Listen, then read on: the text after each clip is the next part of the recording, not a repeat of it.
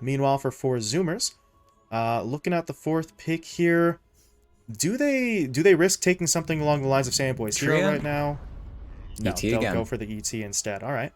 So locking down that second support, Husky did a pretty solid job with it in game one, so why not run it back with the same hero? Yeah, he had those 3 4-man stomps that really felt crucial. Of course, now you're not going to have that setup with the Song of the Siren, which was just beautiful team play in that previous game. But the value of that ET is definitely still there, especially versus Viper. It feels like as the picks go on for Zoomers, this Viper's game gets worse and worse and worse, and it's something that you'll always need to be careful of. You're going to need to get force staffs, you're going to need to get an early BKB. If you get hit up by that stomp, we just kept on seeing the stomp into spear combo where you catch these heroes that do have BKBs off guard. They don't press it because they know, or maybe they don't even see it. The stomp just comes through, it lands, it feels awful. And now with that Earth Splitter, you might be able to kill sort of before you hit that Ags timing on the Morph. And okay, we're seeing the Lycer. We saw this before picked up versus the Mars. It's really annoying, but it's another morph target. It's another thing that this morphling can sort of turn into. So really, Undying, it feels like they're sort of all inning on these lanes. They need to dumpster for Zoomers and get a huge lead there. Otherwise, it feels like for Zoomers might just hit that 20-minute timing. And we saw last time with the Morph World, they hit that 20-minute timing and turned it into a 27-minute victory. So I'm a little bit scared for really both teams here, especially Undying. Yeah, a little bit strange to a certain extent to see Undying sort of going so heavily, I suppose, into this kind of strat. It does have some serious drawbacks, but on the other side, if it works, they're going to be looking pretty good and they're going to have four Zoomers on the back foot. So Undying maybe taking more of a risk this time around compared to game number one, which to a certain extent, I suppose, is sort of understandable. In game one, their lineup wasn't really able to get the sort of milestones that they wanted. So they feel like the risk could be worth the reward here. And we'll have to wait and see whether or not they're correct as we get into that final phase of the bans. Undying, removing both the Faceless Void and the Razor. So at this point, they well and truly are convinced the Morphling is going into Gunner's hands, which, as we said before, does seem like the fairest assumption to make. Meanwhile, for four Zoomers, banning away the Enigma first, then the Storm Spirit. So splitting the bans a little bit in that final phase. They weren't 100% sure where the Viper was going to go in that instance. Yeah, and Storm would have been a perfect pick. Again, it's that hero that lets you get onto the Elder Titan, onto the Dark Willow, burst them off at the beginning of the fights. Paired with the AA as well, it gives you a little bit of kill potential onto that Morphling. And they split the bans mainly because A, Saberlight Enigma, but B, even though this lane isn't going to be great for Gunner if the Viper does end up going there, you don't want to allow that flexibility to Undying. And now they have to sort of make the call. They only have 20 seconds left. They need to either get Saberlight on that Blink Stunner, on that secondary initiator, but can't be too greedy because you do have that Shaker in the game where he's going to need a lane to fall back on. He's going to need to find somewhere to find that Blink. So it's a hard hero to kind of pull out of thin air. And we'll have to see what they end up going for. Oh, The Night Stalker. we have Okay. seen absolutely zero of this hero to this point in the event, and Undying will bust it out here in that offlane position, which I will say I've been hearing, through the grapevine, through some Twitter posts, etc., that offlane Night Stalker is sort of maybe picking up a little bit of momentum and popularity, but this is going to be the first time for quite a while where we're actually going to see it deployed. So we'll see what Saberlight can do here, but that feels like they're going even further down the road of sort of all inning in the early stages of this game. That Night Stalker very much a hero that is sort of momentum based. If you don't get too much done in those first couple of sort of nighttime rounds, then this hero doesn't do fantastically sort of playing from behind.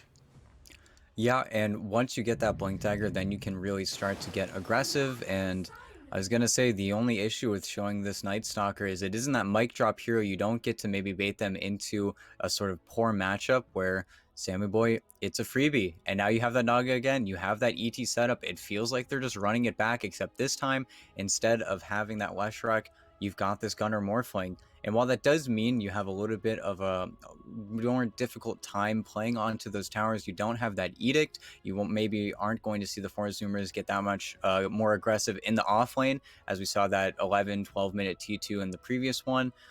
It feels like they are exactly happy with what they have. Sammy Boy is going to have a very free time. There isn't much that Moon Meander and Saberlight can do. That lane really doesn't hold a candle to the Naga Siren. At the same time, the mid lane is going to be rough for Gunner. We're going to have to see how much he gets shut down this time around. Hopefully he'll be able to start maybe with a little bit more regen, doesn't get sort of locked out of that bottle timing that we saw in that last game. So I think we're probably going to see a better game from him as well. And Undying, if they miss their timings, they get those blink daggers 5 minutes a little bit later than they otherwise would. This game is going to just devolve into a much rougher one. And for Zoomers, again, they have to pick and choose their fights. They have to get something done with this Brax Mars. We've definitely seen him get shut out. But if they accomplish anything, if they win those few early team fights where Undying should, and Undying are the ones taking risks whenever they do take those team fights, then for Zoomers, they don't need to win a lot of battles to sort of win the war here. And they might just farm it up. They might just go AFK in lanes. Yeah, and a similar strategy sort of played out in their favor in game 1. So feels like a similar blueprint for them here in this second match, but we'll see if Undying can sort of disrupt that plan, shake things up enough to sort of get the edge on their opponents. It's going to be very much a scenario in which they've got to sort of get themselves going fairly quickly. So with that in mind, we do load into the second match here, and we'll see... Well, we'll see how the early aggression works out, as we sort of said before. They really do need it for Undying. It just feels so risky for them to go for this strategy, but you got to go for it, right? High risk, high reward.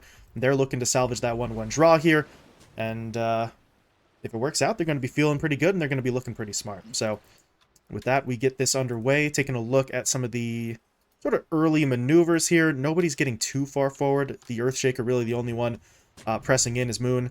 Ooh, that's a bit unfortunate. Drops down the Obs Ward in clear vision of the earlier Obs put down by 4 Zoomers. So they know that's there, and they should be able to take it down fairly quickly, and that is going to be eyes taken away and a little bit of extra money to the 4 Zoomer side once they actually pick it off. And we'll see if they decide to give it to Gunner. Yeah, they are going to give it to Gunner. Sentry gets flown out. Now it's going to be up to them to sort of deny the ward. If Gunner or anyone walking over with that Sentry make it a little bit too obvious, then we have seen sort of the deny come out. But looks like now Gunner just going to have a little bit more of an advantage, making his way towards that bottle a little bit faster. And I'm very glad this time around he started with the salve. Last time we saw him play this Morph mid versus the Viper, it was just the tangos. And while you do have that little bit much more gold towards that bottle, if you get zoned off that wave a little bit too hard, do the walk of shame, walk back to base, don't have enough gold for bottles still, it can definitely feel awful. So getting himself a little bit more ready for the matchup this time. Yeah, doesn't want to get sort of completely annihilated the way that he did before, although, I don't know, beyond that point the recovery was still okay for him, but you don't want to have to put yourself in that position in the first place. So with that in mind, we get the laning stage underway. We'll see just how aggressively Bryle wants to play here right now. Early point up in the Corrosive Skin, so not exactly going to be walking his way forward with the poison attacks, but he and Gunner are looking to sort of trade some damage early, but I don't really think this is going to matter too much, especially once Gunner sort of gets that bottle out to him. Yeah, and we've seen Brow do this before, especially versus the Wind, where you just don't want to take trades, you don't want to hit him. Of course, Gunner can decide not to hit him, but you can't really do that. It's the other strategy, of course, is you just get the Nether Toxin, you try to double wave them, so then you have creeps hitting them, and you have that first level up in poison attack. But Brow's valuing his mana. We really won't see him go ham up until he gets that second point in the poison attack. That's when this lane really becomes pretty horrid for Gunner, and then he's going to need to rely on that bottle regen, on the bounty rune and water runes. Otherwise, there really isn't enough HP for this morph. Yeah, so the lane is still going to suck for the Morphling. There's really no getting around that, but at least for now, he's going to be not quite as far behind until the Viper sort of gets those levels up, as Tomato should be reconnecting here, and it looks like we are quickly ready to get back underway. So we had some similar problems back in game 1, but none of those pauses really took more than probably 30 seconds at the most. So once again, we're back into it, and looking down to this sort of bottom lane here, Sammy Boy once again on the Naga Siren. He was so just incredibly sort of solid for them in game 1, and well, this time around he may have to be maybe a little bit more careful. Moon Meander and Saberlight are obviously going to try to put in some early pressure onto him, but as long as he can sort of stay safe, stay safe, stay back, and have Husky just sort of run interference for him, it feels like it's going to be more of the same for him farm-wise. Yeah, and his lane is a lot safer, to be honest, just because you don't have to worry about that Gale, you don't need to worry about the Magic Burst. It's that 5-minute timing where how many levels were they able to amass on these two? Is Saberblight going to be level 5? Is Moonmeander going to be level 3? And it's those small tick-ups that are going to end up mattering. And something that they were lacking in that previous game was sort of the vision, the ability to find that Naga in the jungle. While you did have Bryle on that Invoker, it never felt like he was able to get aggressive up in Sammy Boy's jungle and sort of make his life a little bit harder. But now you have the Night Stalker, you literally have the vision, you've got fantastic sight. So hopefully they're going to give this Naga a little bit of a run for her money.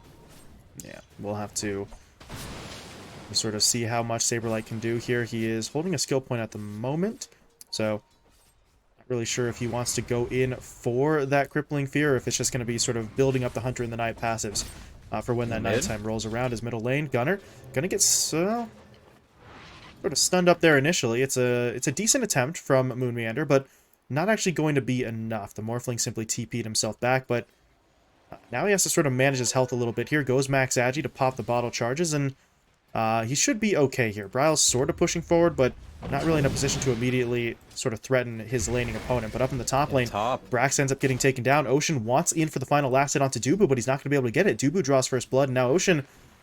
Well, no, okay, he's not going to be in trouble. Tomato wasn't actually going to chase after him that far, but that's still first blood to Undying. Very nicely done. Taking down the Mars as well. Kind of one of the harder heroes to track down this early on in the game. Yeah, and you don't even have the Orb of Corrosion, you don't have too many aggressive abilities, you don't even have the level 2 Cold Feet or Chilling Touch. It just felt like he got a little bit too low there. You see him buying up a new set of tangos, and he wasn't able to finish off that Orb of Corrosion in as fast as a manner as he otherwise would have liked to, so he doesn't have that extra HP coming in from the fluffy hat. So honestly, he doesn't have that much armor either, so it makes sense why he went down. Just a little bit too greedy. A bit too far forward, and that's all it's going to take right now is Dubu. Okay.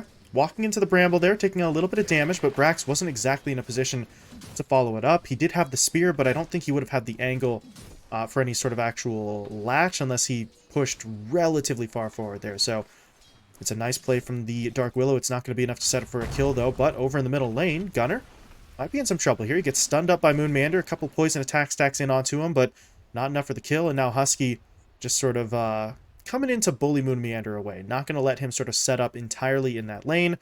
And really, in all of that, Gunner was still able to get the Water Rune for himself. So it's another nice attempt from Moonmeander, but it still hasn't been enough. He's gone at it like twice, I think, now in this lane and hasn't been able to really secure it. But now he's going to give it a third go, wrapping his way around. But Husky's going to spot him out again here. So this really is not going to work the way he wants it to. And all the way back then when they did place that ward, Moonmeander at least will get that, but they have been aware of these Earthshaker rotations pretty much the entire time. And actually Gunner, Gunner? He's fine. Getting a little bit aggressive, but yeah, this is just sort of the lane. Brow is trying to be incredibly efficient. We've seen him drag the wave over to his small camp a few times now. He's been farming Gunner's small camp as well, but at the end of the day, this Morphling is not getting shut down nearly as much as we saw before. They're really just able to get their levels, and Brow does need to be cautious whenever Gunner does hit level 6. That's when the Morphling can really turn the matchup on its head. You put the Nether Toxin onto the Viper, and then he says, uh-oh, what's going on here? I don't like this, and you're not really mobile enough to run away from that Morphling just because you don't really itemize too heavily into boots, to be honest, either. We'll probably see a wand coming out for him in a sec here in Ocean. top. Able to make it happen there. Brax gets away with about 30 HP after the Cold Feet was put onto him, but he's able to walk out of the radius, doesn't get hit up. Meanwhile, Ocean, with that Shadow Realm, was able to get the last little bit of damage in onto Dubu. So they will keep Brax safe. They find themselves a kill. It does push that Mars, though, all the way out of lane. He's got to go all the way back to base to heal up, but he is still holding on to that TP scroll, so he could return to the lane fairly quickly as his teammate was able to sort of clean things up for him. Yeah, and now Husky rotates mid. Bryle, he's trying to be aggressive. He's got the level 6 advantage. He's still 2 more creeps away on Gunner. He's probably going to get it here in just a moment, but the Invis rune, oh, it's going to scout out Moon. Okay, this play's dead now. Sentry spots him, and yeah, Moon's got to leave. He does still have the stun, though, so he should be able to get out of here as we see Whoa. another pause. This one comes at an awkward time as Dubu, he's just kind of pushing forward. Might be part of the reason why... Okay, no, says it's a Discord issue, but Dubu is now here in the lane. So there's 3 heroes from Undying grouping up here onto a very, very low HP Morphling, but you do see the TP coming in now from that Dark Willow. They're bringing reinforcements. We've got about 3 heroes from each side now just chilling in that middle lane, and they're going to look for the fight. Curse Crown coming through, going to lock Dubu down. He's going to really want to do this, though. If he goes in, he still doesn't have a lot of HP, so he's got to be incredibly careful. Moon, though, comes in with the Fissure, blocking off Husky's escape, so they may not be able to get the Morph, but they should be able to run down the ET here, although with the boots, he's just that little bit faster. He's going to go for the TP away, and Undying can't cancel it.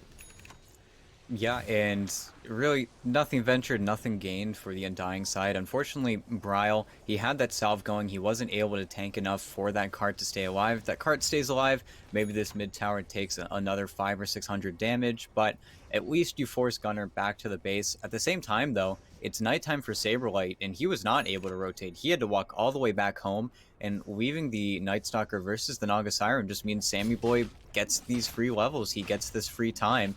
And this is where this is going to be sort of problematic, because we saw in that previous game just how well he was able to play around his team, and you can't come back to this lane. You see Moon trying, but just already level 4 in the mirror image, he takes so much damage. Yeah, Sammy, he's honestly going to be just fine at this point. You take a look at the net worth for him, he's sitting at the top, so more of the same based on what we saw from Game 1. He is going to be doing fantastically for himself, and Undying, they've still got time, but we haven't really seen that pressure that we were sort of anticipating from them with the lineup that they've gone for. So this is where things are going to get a little bit dicey for them. They need to sort of take advantage of upcoming opportunities. Otherwise, this lineup's not going to do fantastically playing from behind. Is Bryle going to be able to dodge out the stomp? Yeah, but here comes Gunnar morphing himself in. Gunnar, though, is losing that fight. Yeah, he got greedy. And now Husky, Saberlight's here. He's got the Void, also has the Dark Ascension. Yeah, should just be able to push his way in. The stomp comes through, though, and Husky, well, he's not dead yet, but there's going to be the Ascension. Saberlight wants it, but the Curse Crown's going to lock him down, so Husky's actually presumably going to get away. He's all the way back into the base already, so Undying not quite able to pick that one up. They do still get the kill onto the Morph, though, so in that case, things are still going to be relatively solid for them as they were able to win that 1v1 with the Viper, but a bit of a missed opportunity there to find that secondary kill. Yeah, and Gunnar immediately just going to TP back mid. It feels a little bit sad. We do see him going now for that Hood of Defiance, just making sure he has that little bit of magic resistance, a little bit of a buffer, so he doesn't go down again. But really, a solo kill from Bryle. He had nobody in the vicinity, so this is going to propel that Viper even further ahead, and he is going to go for that Boots of Travel build first, so this is going to be a very farmed Viper, and I'm hoping that we're not going to see him go for that BKB too early. Ooh. Going down top. Brax has been alone for a while. Even though Dubu was mid, you're in a 1v1 situation versus the Nakes, so Tomato just has that few more levels, and this is definitely not a good matchup for the Mars. Yeah, he's been sort of struggling to this point. Second death here in the sort of laning stage, but he's going to be able to return to the lane relatively soon, and Ocean is here to sort of back him up. So I think the next time around, he's going to have enough backup where Tomato won't just be able to sort of push directly and onto him. So that could get the Mars into a slightly better position, as they're actually going to drop the Curse Crown onto him, but Tomato's so far back now that that's really not going to matter. He doesn't even pop the Rage to dodge it, just going to eat that stun and knows that Brax and Ocean won't be sort of charging in after him. But speaking of charging, we do see a bit of a group up down in the bottom lane. They want in onto Sammy Boy. Bryle wasn't able to get off the Viper Strike, though. I think he started that channel but lost the vision, and now he's in some trouble. Those illusions are going to do a fair bit of damage to him, and that Viper is going to back himself away. So it's about a 3-man rotation down to the bottom lane, and they really don't get much of anything. Sammy Boy does have to sort of chill out under his tower for a little bit, but I think he's going to be okay with that overall if it means that he survives this. But Undying are going in again. They want to go for a second attempt. Sammy, but it's daytime. You don't have the Dark Ascension for 15 seconds. Meanwhile, mid Dubu is getting run down here. Shadow Realm proc comes in. It's not enough damage, though, and the stomp actually misses as well. So Dubu is going to be able to get himself away, but Gunnar, he wants in for the fight. He's trying to push onto Bryle, not able to get the kill initially, and now this is not a great situation. The Morph is going to have to back himself off. He's already starting to shift towards strength a little bit, trying to heal up. While Saberlight, well, TP's in. They get the nice stun down there. That is going to cancel Ocean's TP, and they should be able to take him down as the Willow will fall. So overall, that one gets a little bit weird. Dubu very nearly taken down. Gunnar then pushes on to Bryle. Can't get the kill. And at the end of the day, it's only going to be the Dark Willow who's taken down, but now Gunner might want to be careful here. The Ice Blast is coming in. It's off the mark, but they're still going to go for it. They hit him up with the Void into the poison attacks. Gunner has the wave for him, but Saberlight will continue to chase, but now the Adaptive Strike will push him back. So they knew they only had a little bit of time left before the sort of daybreak came in again, so they try to make a move. It's not going to work, and now Husky wants to punish. He goes in with the stomp, connecting onto two. Brax needs it, but he's not going to get it just yet. That stun from Moonmeander locks him down, so Saberlight is trying to get away, but I don't think he makes it out. Gunner waveforms forward, goes in for that Agi Adaptive, and Brax is able to sort of throw out the spear there to do the last little bit of damage, although, actually, no, it's Husky who got in a right-click for the kill, but big pickoff for the side of 4Zoomers. Saberlight tries to rotate in. He even committed the ult earlier on in that fight and doesn't really get what he wants and gets taken down as well. And it is mildly unfortunate. Saberlight just barely got the crippling fear up, but oh boy. Ocean. Just Echo Slam. Ocean is gone. Moonmeander able to set that one up. I mean, that's maybe not the biggest Echo in the world, but it will net them the kill, and this early on, 12 minutes, there's not going to be a blink or anything even close to it, so you're not really saving that for any sort of massive teamfight play. So better to commit it there, get the kill that you know you can get. 5-2 in Undying's favor as they're trying to sort of maybe build up a little bit of momentum here. But while all of this is going on, Sammy just keeps on farming. He's in the jungle. He's already got himself the Yasha, looking for the SNY as his first major pickup. Yeah, and that's something that really the Lifestealer is never going to be able to contest with. He's making his way towards a Maelstrom. Once he has it, it'll sort of fix the matchup just a little bit, but there's never a situation where this Lifestealer is going to feel too confident. It's very similar to this Fen where you need that armor item, you need some supplemental really just items to make the matchup feel a little bit better. And as soon as you've seen Sammy Boy TP up here, he's already claimed the enemy offlane tower just because of how early on Saberlight had to sort of rotate out. And now I feel like the rest of 4Zoomers are just going to rally around him, and there's not much you can do if you're on the Undying side. And not even mentioning this sort of ticking time bomb that is going to be this Aghanim Scepter coming out on the Morphling. So really, Undying, and looking at Moonmeander specifically, you are not getting that Blink Dagger, you're not rushing it, you have this Soul Ring, so they're sort of all in on making the next maybe 5 minutes work out for them. The next nighttime is going to be huge, and if they aren't able to get really sort of these objectives finished out, claim Sammy Boy's tower, maybe try and get some team fight going top, then the game is just going to stall out into, I think, a 4Zoomers victory. Yeah, and this is what we were worried about. Looking at this draft for Undying, they were going to be so dependent on needing to sort of get these early victories that if they don't get them, they're really just sort of, well, optioning away their future here, as we do see Gunner pushing in, looking for the kill onto Saberlight. Dark Ascension, though, will be used to get him out of the fight. Meanwhile, Brax trying to track down Dubu here. He needs maybe a little bit more damage, but not going to be able to get it just yet. Husky, though, look at him just go. He's pushing in. Dubu will be taken down, and Bryle ends up falling as well back towards the middle lane, as Gunner does finally sort of win that man fight, but he is dangerously low on HP. The shifting is not actually getting him any further HP now, but he is going to be able to back away, and 4Zoomers, they're just going to clean this one up. Moonmeander dead, Saberlight gone, 4 heroes down, and no one dead for 4Zoomers themselves. They just completely clean sweep that one, excuse me, and that was the play. That was what Undying needed. That was their moment, and it all sort of falls apart on them. And it was another Dark Ascension wasted. It is Dubu. Maybe if he hits onto Gunner, he still is going to be fine, I think. Doesn't shift over towards those strength treads. But it really feels like now, okay, if you mess up your next nighttime, you're going to be on the back foot for the next 10 minutes, because during all that time, that was a 4v5. Or really, I guess it did end up being a 4v4. Tomato didn't make a rotation, Sammy? which I'm a little bit sad to see. Yeah. This feels a little greedy for him. Yeah, okay. There we go. The song is going to be the sort of get out of jail free card, but he's not leaving. His teammates are coming in. They're looking for this. They get the stomp down. Oh, no, they don't. The timing is a little bit off. That is very unfortunate. Husky really very rarely makes those sorts of mistakes, and now, yeah, Sammy's in trouble. There's no more song, but that's not a complete block off with the fissure, so Sammy is falling back. The Echo coming out for Moon, gonna connect onto the two supports, but neither one of them will be taken down yet. And 4Zoomers, I mean, Sammy's pushing back in, but that's a bad idea. He still doesn't have any HP to work with here, so really does need to sort of back off and heal up here while Undying.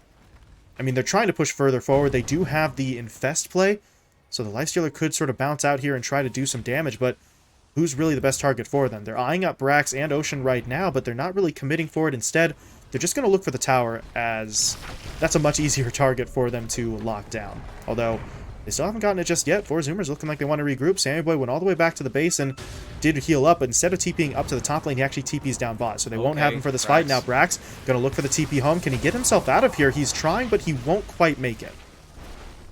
And that is the mistake that they need to punish. This is the tower they need to grab. Now they should focus all of their attention on the mid lane. They have their abilities sort of coming back up once they have this Ice Blast. Gunnar, while he does have that hood, still needs to be pretty careful if he's not able to get that shift off. But I'm still looking at this Blink Dagger on Moon, and it's not coming out. We're not going to be seeing it till probably around 20 minutes.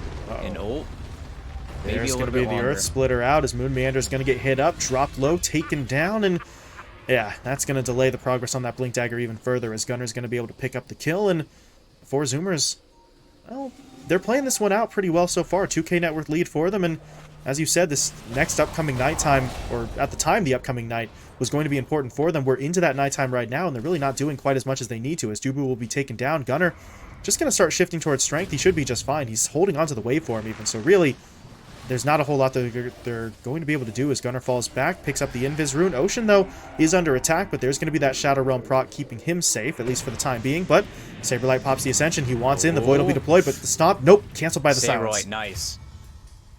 Ocean taken down. Can they get the tower here as well? The Glyph is going to be deployed defensively, so they're not going to be able to burn through it just yet. And Gunner, this might be a little bit risky. He's pushing his way forward into about 3 or 4 enemy heroes, so I think he just wants to back away, but that will get Undying the tower. So maybe they're not finding the massive kills that they need, but they at least get a pick off there onto a support, and they've taken another tier 1. So they're getting something. I just don't know if it's really enough for them at the moment.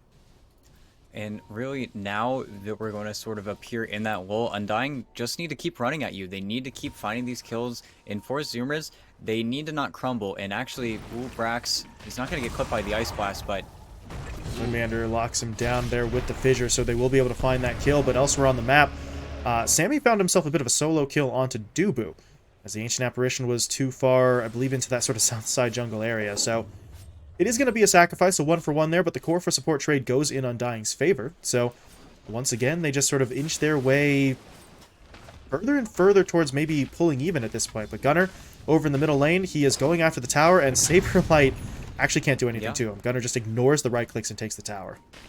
And even though Brax has given him 2 kills top, and it looks like Ocean needs to be a little bit careful here. But even though you are losing the Mars, he is dying once or twice in positions where you want to be getting active with that arena. Gunner is having an outstanding performance. He's really making all the plays he needs to. He's the big reason why they got that double kill just a few moments ago. Now that he's level 12, it's a 100-second cooldown instead of a 140-second cooldown on the morph. And as we sort of talked about in draft, there are just so many morph targets. And Sammy able to get himself away there with the Song of the Siren. It was a nice little sort of wraparound play from Undying. They had 2 heroes in from the east, and Saberlight was sort of making his way through the river, but the Song pretty much breaks all that up. But at this point, Sammy does now have to be careful. With the Song down, he isn't going to have that same sort of bailout play. So he rotates into the jungle, and Undying, rather than chase after him, are going to look for Husky. They do hit him up with the Fissure into the Ice Blast here. They'll cancel out the Stomp with the Silence in from Saberlight, that Crippling Fear AoE. Going to work towards sort of locking Husky down, and they do find the kill. But this is sort of the thing we were talking about earlier on. They're only finding kills onto some of these smaller heroes. So right now, they need to sort of keep up the aggression. If they're not finding the sort of bigger fish, then they need to sort of just constantly be picking off the sort of support duo right now, as they are beginning to rotate their way down bot. Sammy, he's currently here by himself, but he's going to TP out. Yeah, he's out. They know he doesn't have the Song, and Moon is just one step behind. And he is getting slightly closer to that Blink Dagger. Once you get this tower, it is going to feel a little bit better. But yeah, Undying, they have to continue to play very objective-based. They have to get everything off of the little advantages they are receiving.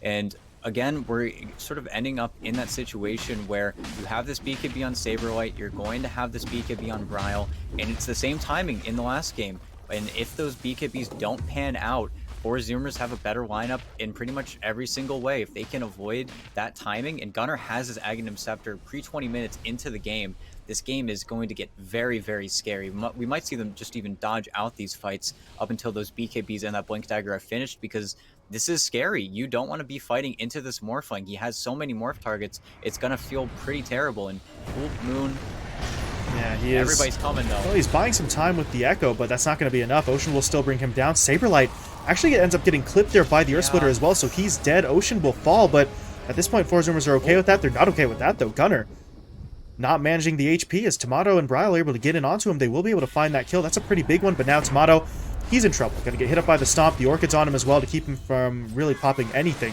to save himself there. The Infest was available, but with the stun into the silence, he's unable to get it off, and 4 Zoomers will take that fight. So 4 for 2 trade in their favor, but that death on Gunner really didn't feel like it was necessary. So Undying at least sort of extract a toll. I'm not sure if he thought he was ice blasted. He didn't even try for the morph, so I don't know what was going on there. But this is what I was sort of terrified of. You didn't want to give up your tier 2. You used the glyph. You had this ability on Moon Meander. You popped the Echo. You at least have the Blink Dagger now, but they TP into the Meat Grinder. And oh, what an Orchid. Moon. They had the vision. He blinks in. He gets silenced up immediately. Just taken down right away as Sammy gets the kill. And now Saberlight and Bryle. Uh-oh. That's a problem. The song is here. They're going to set up for it. Yeah, what can they get? Brax looking for the spear stun in. Oh, ooh, boy. That's the second or third time now they've been sort of off on that timing. So a little bit messed up with the coordination. Sammy tipping Brax there as well. So I think Sammy's under the sort of impression that it's the second guy's fault, maybe not the first. But to be honest, that would have been a nice sort of follow-up kill. They could have gotten Saberlight there, but they won that fight previously. They got an extra kill onto Moon, and they're up now by 7,000 net worth. So the missed opportunity is going to be a little bit of a disappointment, but they're still very much the team in control right now on that 4 Zoomers side. Yeah, N.A. Marsh. Sometimes you just miss the spear. That's just how it goes. He's working on a Yule Scepter of his own. And really, with those sort of assists, with all that team play top, it feels like 4 Zoomers are going to be pretty happy. Something they do need to be careful of is falling into the trap that is this double BKB being finished up. But actually, oh, Gunner. Oh, it was too slow. He already got off that strength shift, so he's going to be just fine. Here comes Brax, though, in with the arena. The Terrorize is relatively effective. They do hit up the 2 supports, so Dubu and Moon Meander should be falling here, but Gunner? at this point, Gunner does still get run down. Yeah, Dubu's able to finish him off there with that sort of Ice Blast damage, but now Bryle, he's on the run, and I don't think he's making it out of here. Sammy's just going to wait for the Ensnare to be back up. Bryle, though, will pop the BKB. Buyback in for Moon Meander as well, but he has no TP, so he's just sort of walking his way back to the fight, but with Saberlight coming in, maybe they can turn this, but the Spear Stun's going to lock him down. Husky goes for the Stomp as well, putting both of them to sleep, and this is where things are going to start to be pretty horrible. Although, wait, Sammy, he got his TP canceled. Yeah. Did he cancel it himself? I mean, Tomato doesn't have any means to actually stop that, so not entirely sure what went down there. Either way, Tomato finds a huge kill onto Sammy, and now Husky gets picked off further to the northeast, so Undying sort of just scrambling together a teamfight win there. It is a costly one. 2 supports dead, the Viper gone, and a buyback for Moon Meander, but what they get is going to outweigh the costs. Yeah, and it was a good attempt from Gunner top. He became Tomato. He had that morph. It was just a little bit too much physical damage coming out to kill him, as you really don't have, I guess you do have a lot of armor because you are Morphling, but you have spec'd into really just trying to be tanky with the hood, with the magic resistance talent, and it isn't enough. And at the same time, you have to be a little bit afraid. If this Lifestealer gets on top of you, you aren't going anywhere once you use that mirror image. And it was a little sick juke there from Sammy Boy. Bile had no idea which was the real one. But I think we'll go out on a limb there, say that Moon Meander was there with the Fisher to cancel his TP, making his buyback feel that little bit more worth it. And that was the BKB. That was the reveal on Brile. So if they can keep sort of the momentum that they gained from that, if Sammy Boy dies again, now we're getting to the point where every single death on this carry is going to start mattering. It is going to be that ultra where you need to really be careful, because if you die in this Naga, you're going to start losing objectives. We're getting to the point where Tomato can finally do tower damage, and the stakes are just going to continue to get higher and higher as this game progresses. Yeah, Tomato finishing himself off the Mjolnir here as well. So he has some damage, he's got some attack speed, and he's got that active to try and not just burn through creeps, but maybe even get through some of these illusions on the Naga Siren that little bit faster as well. But for now, we do see 4 Zoomers sort of exploring options in the Roche pit. They do hit it up briefly, but the scan comes through from Undying, and they are going to look to contest this. But 4 Zoomers almost sort of anticipated that as Sammy pops the BKB, pushes forward. Ryle, though, BKB of his own coming out here, so he is going to be able to fall back. Saberlight, meanwhile, is trying to sort of fly his way through there with the Ascension, but the Curse Crown will lock him down. The Earth Splitter coming in as well, doing a nice bit of damage, but further to the west, they've locked down Sammy. They hit him up with the Echo Slam. They've taken Sammy down. Dubu, the only hero dead right now on that Undying side, and they're actually just looking to straight up take this as Gunnar starting to shift towards strength now, but he's already losing so much of that HP that he's just hoping to get himself away, but Bryle and Tomato directly on top of him. They're not going to be able to keep him locked down for long, though, as Gunnar waveforms onto the high ground. Meanwhile, Moon Meander off to the west, getting chased down by the two supports, but the real fight is still back east, as Gunner's able to take down Bryle. Tomato now doesn't really have any backup. His support, or last remaining support, is forced to fall back as Moon Meander is going to look for some way out of here, so Tomato just has to find his own escape route, and Gunnar doesn't want to let him go. He tries to wait for him forward, but they're not actually going to be able to lock the Lifestealer down with the Rage being activated, so Undying will fall back, but that one really just sort of turns against them. They get the initial kill onto Sammy. That was looking fantastic, but not able to secure anything beyond that point. And that's where, similar to that previous game, the BKBs matter so much. Whoever uses their BKB first really ends up being the loser, and that's where Sammy Boy does get punished. He didn't stick it out long enough, didn't set himself up with that Song of the Siren safety net, and even though Saberlight, it felt really sad to watch this Night Stalker. He's just 200 or 300 gold away from that BKB. He got double Curse Crowned, he got double Brambled, he got an Earth Splitter thrown at him. They really threw the kitchen sink at this Night Stalker, keeping him out of that fight. And that's where this BKB is going to be really just massive for Undying, because then you have that cancel, you have that sort of stick on you hero where maybe the Morph and the Naga are going to start getting away with a lot less if you can trap that Morphling in one of those states. Sammy. Sammy. All right. He popped the BKB, though, so he should be okay, as Moon is going to get taken down. The Song, though, will be deployed. Oh, the Song is deployed, and they caught Tomato. The Rage sort of wears off for him, and he is trapped up in the middle of this, but with Saberlight and Bryle both pushing in, Four Zoomers really didn't want to commit any further for that fight. They backed themselves away. The Curse Crown does lock Tomato in place a second time, but by that point, the fight's really already come to an end. So they get Moon Meander, and they keep Sammy Boy alive, but they're not really able to get in onto any core heroes for Four Zoomers. And Gunnar. Yeah, Gunnar. The double Bramble. Holy. That's a lot. I've never seen that before, but that looks almost planned. That looks kind of cool.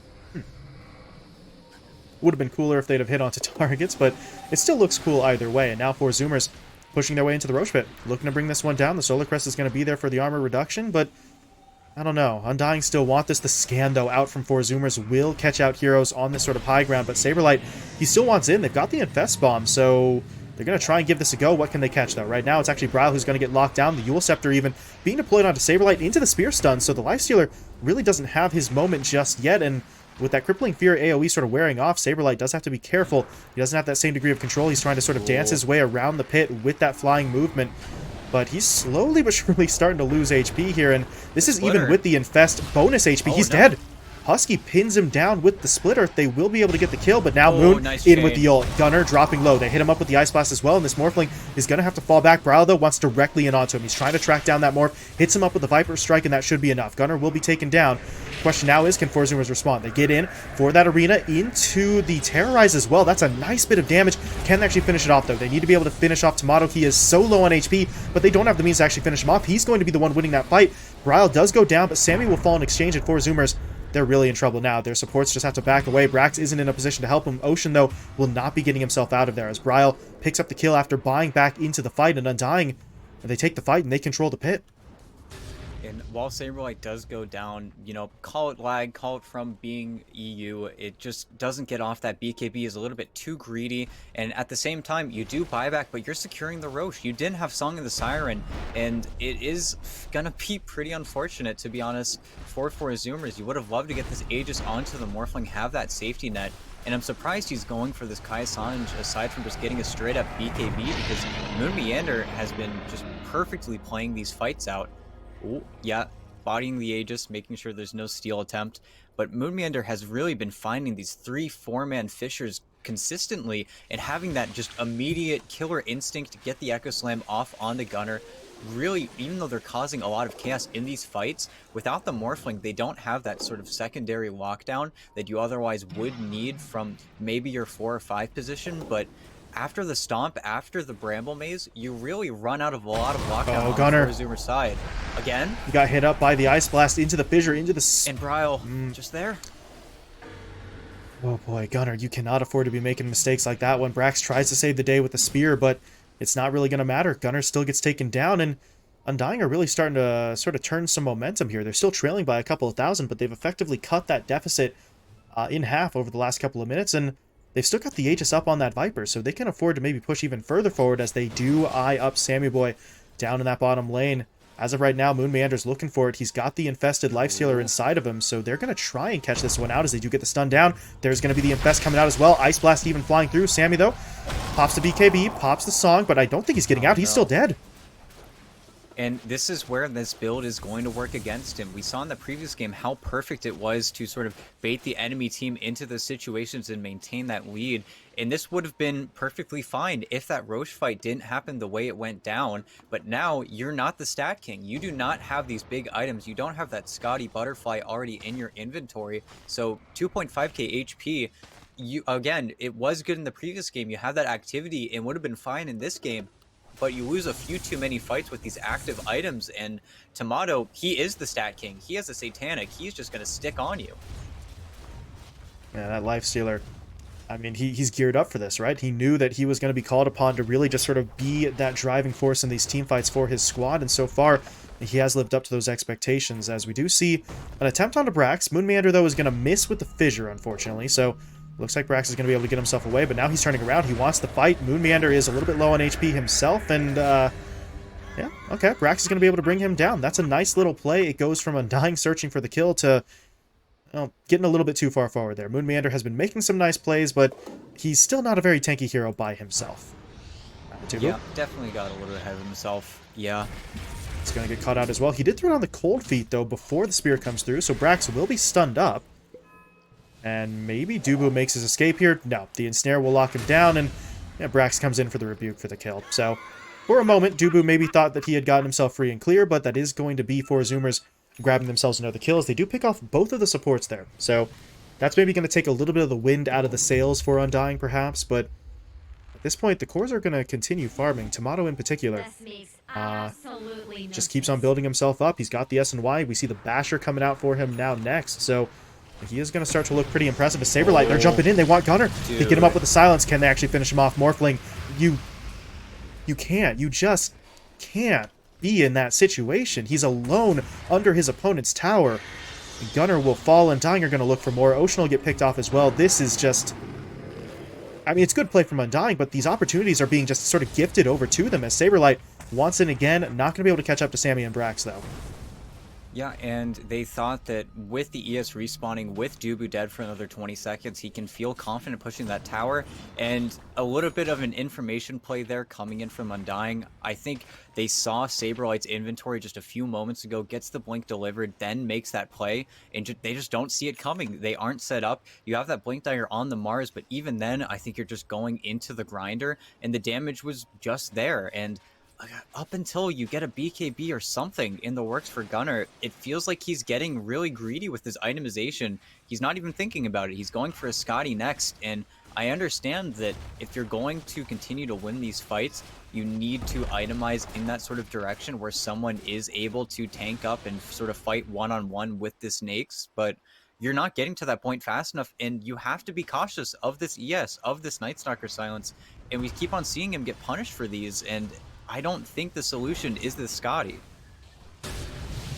Well, at this point, there's still time to adjust course, or maybe not actually. He just bought up the first ulti orb, so he is going to commit for that, really one way or the other, but well, we'll have to wait and see just how well it plays out for him. Meanwhile, Undying, they're trying to push their way mid. Bryle is getting some damage onto the tower. Tomato, though, sort of getting shoved back a little bit by those brambles, so they're not going to get it just yet, but look at that. The Ice Blast is coming through. It's going to hit up onto Ocean, I believe, so Dark Willow should be taken down. Gunner, though, he's trying to push in. Saberlight just going to pop the TP out while he's under the cover of the BKB, so he is going to be able to get himself away. Meanwhile, Ocean did tick down to that Ice Blast, so they are going to be able to find the kill onto Undying, but now, Dubu able to get away. Saberlight, meanwhile, gets jumped in on by Sammy Boy, so 4 Zoomers looking to fire back. They've taken down one. Can they get any more? Dubu dropping low. They're going to be losing Moon Meander as well, but Brax does end up dying in the middle of it, but they get Ryle. They bash him up. They're going to be able to lock him down, and now Sammy, I mean, he just wants in for the kill. He and Gunner are just going to fire away at Tomato, and they do manage to finish him off. Triple kill for the Morphling, and the perfect sort of teamfight victory. Exactly what 4 Zoomers need. They shatter the momentum from Undying, and now they're the squad on their opponent's side of the map right now looking to claim some objectives. Yeah, and it's a full five-man wipe. Sammy Boy just sort of happenstance. He walks into the BKB with Saberlight. He doesn't get the Blink Dagger off. He doesn't even think anything of it. And you don't have Glyph, so this might just be one rack pretty much for free for 4 Zoomers. And again, the team that has to use their BKBs first is always the team losing out in these fights. And they don't have the targeting. They don't know really anywhere where this Naga is. And she just sort of waltzes into an already won team fight. And Gunnar, while he wasn't able to become sort of the monster there, he wasn't able to have that Dark Willow morph, he's becoming everyone else on his team. You had a double stomp there, you had the Spirit out. This one feels greedy, though. They go for the second... Well, they went for the second lane, but the Song, yeah, just sort of bails them all out. Saberlight has the BKB, but he's the only one, and now Sammy wants back in. Ensnare connecting onto the Night Stalker without the BKB. I don't really know if Saberlight can keep himself safe. He's going to get hit up by the Stomp. And, well, he's almost certainly going down here. Gunnar waveforms forward. They will be able to find that pick off. Husky, meanwhile, just trying to sort of corral these heroes back towards their own fountain. Going in for the Stomp. Moonmeander, though, doesn't actually get hit by it, and he's able to blink back to the fountain. So they will survive that. The problem is, that's going to free up 4 Zoomers to go back in for that top lane of Rax. So initially it felt like it was a little bit greedy, but Undying aren't quite able to put together the proper sort of punish. And now it looks like 4 Zoomers should be able to claim that second tier 3, but with the Ice Blast coming in, Gunnar's got to be carefully stunned up. Waveforms himself out in time. He did still get hit up by the debuff there, but by that point, there's not going to be enough follow-up damage for them to really find the kill. So, 4 Zoomers will back away. That was an Ascension popped by the Night Stalker for not a whole lot, unfortunately. Yeah, and you get the tier 3 tower, you get the full mid-racks, you get a buyback out from Saberlight, and just a perfect warding expedition. That EP felt like he was a little bit too far forward, but never in any real danger. And if they're continuing to get Gunnar out, being BKBos is going to feel a lot better, especially once he is able to sort of figure out these items. And really, it's that full 5-man wipe mid that really changed the pace of this game. Undying were really in the hot seat, but as soon as they lost that Aegis, they just sort of crumbled down. And now it feels like this game is going to need to sort of be extended a little bit, and that is exactly what Zoomers want. Ice Blast coming in, not going to connect though. Brax will connect though with the Arena into the Spear The Stun. double Double! Oh, Moonmeander's dead. Saberlight's gone as well. This is going to be an absolute disaster. Undying just have to run. Dubu, though, not going to make it out. Gunnar finds the kill. Tomato and Bryle trying to get themselves away. Even the Infest being used there defensively just to make sure. Yeah, no buybacks available there for the Undying heroes. No one has buyback. Absolutely no one. And now Bryle is going to get jumped in on, but the BKB saves him from the Spear Stun, so he is okay for now. But that physical damage is still just chunking him away. The BKB is not going to matter, and Bryle, he's just dead. He'll be taken down. Tomato is now fighting all by himself. He's rooted up by the Ensnare. No rage for 10. And that's game. They don't have buys on anyone. That's actually just it. 0 buybacks here remaining. In a second, but yeah. What is happening here? Samuel, oh, the sprays, Ooh. the good effort. The Suns fan, horribly disfigured. Oh god, that doesn't look great. But yeah, Suns fan and good effort. That is, And when are they going to realize that they're not going to... Oh, they're going to kill Dubu to... This is a little bit BM. But the NA rivalry, he actually hit him with that Ice Blast. Dubu Chad, but... XD says, alright, Dubu. He's having fun with it at the end here. Undying realize how this one's gonna go. Sammy, not a fan. But hey, you know what? At the end of the day, 4 Zoomers will be able to close this one out. Undying are literally going to make them actually finish it off, though. No GG coming out just yet. So, gonna have to get themselves onto the Ancient. But first, a little bit of Fountain Diving as they will push in onto Moonmeander. Eul Scepter, though. 5-man echo. Oh, no. Not going to happen there as Brax finds the kill, but here comes Saberlight respawning as well. There's the GG. Okay, they're getting a little bit sick of being Fountain Farmed now, as they will throw the Gs. Gunnar does die to the Fountain Laser, though, so that is going to be one more death on his tally, but it doesn't matter. 4 Zoomers take the win, and they are going to take the series 2-0. Yeah, and just some sort of lucky situations, I think, happening in that mid lane that really spiraled the game out of control, catching the Night Stalk without his BKB. Saberlight, I felt like, was really the key player for maybe that 15-25 minute mark, but it felt like he started to fall off, like he wasn't able to make those same plays. And Undying, it really felt like they were picking up, they were starting to play that really stable game, and there were so many times where Tomato was just inside Moonmeander, able to find that Blink Echo, that follow-up coming in from Dubu to really shut down that Morphling, and I was worried for him. It felt like he wasn't able to play his hero, he was dying in the beginning of those fights. But again, for Zoomers, having the Naga Siren, if you have to use your BKBs defensively, if you have to use it to survive versus the ET, the Mars, then this Naga Siren's going to fall or is going to prey upon you. There's nothing you can do once those BKBs are out. And again, Bryle, he had it. He had the BKB, had to pop it first, lost the fight. Sammy Boy wins. Another pretty easy game for, I think, for Zoomers to take away. Yeah, and I mean, as you said, it really just comes down to that. These teams all valuing the BKBs, but if you have to pop your BKB to go in and your opponents are able to just sort of hold it for those few extra seconds, then it's just too rough for them, especially for Undying. Heroes like Saberlight and Bryle, when the BKB wears off, they're just not useless, but they're defenseless. They go all in outside of the BKB. There's no other sort of defensive items to keep them alive. So for Zoomers, just like in game one, they wait it out. They go into the fight. They know that they can sort of extend things long enough where that magic immunity wears away, and then they're just too strong for their opponents to handle afterwards. So clean 2-0 sweep for 4 Zoomers there, as they will just sort of shore up their positioning in the standings now. I'm pretty sure with that win, they're guaranteed that #1 seed. So they will be sort of sitting pretty as they close out their group stage run. Meanwhile, for Undying, they're not done just yet. They've got one more series left to play here, and they are going to be in action in our next best of 2. They're going to be facing off against another of those sort of NA rivals, as it will be Undying taking on D2 Hustlers in our next best of 2. So we are going to be moving into that one relatively quickly here. We'll be hopping into a short break in between series while we get the teams ready to go, but once we have both D2 Hustlers and Undying sort of in the lobby and ready, we'll be bringing that one your way. So stick around, folks. Second series of the day will be coming up in just a little bit.